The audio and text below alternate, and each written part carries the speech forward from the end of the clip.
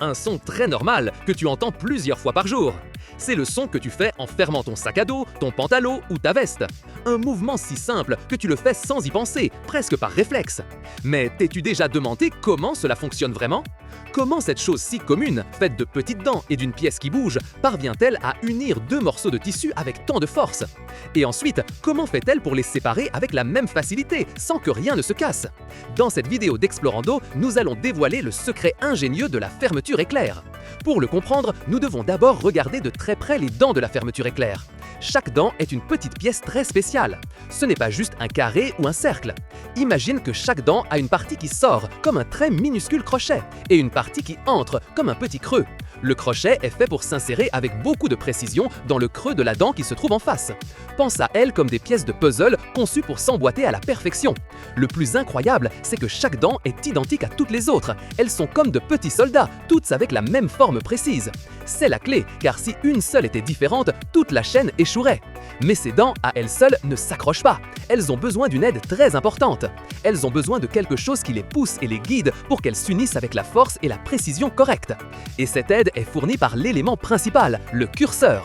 Le curseur est cette petite pièce de métal ou de plastique que tu prends avec tes doigts et que tu tires pour ouvrir ou fermer. Sa forme est la clé de tout. Si tu le regardes bien, tu verras qu'il a une forme de Y ou d'entonnoir. À l'intérieur de cet entonnoir, il y a deux chemins séparés qui se rejoignent en un point central.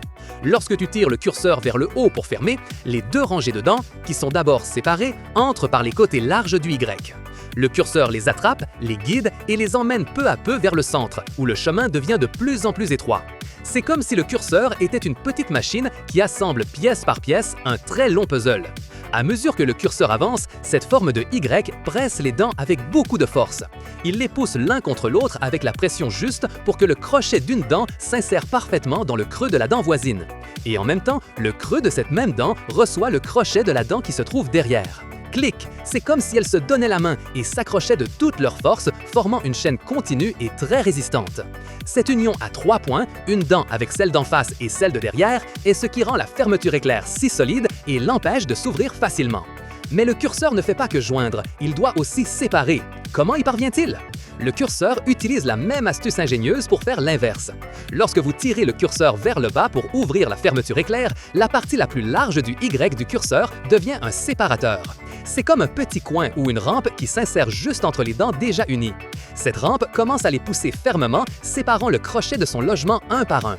Elle défait la chaîne de main jointe avec la même précision qu'elle l'a formée.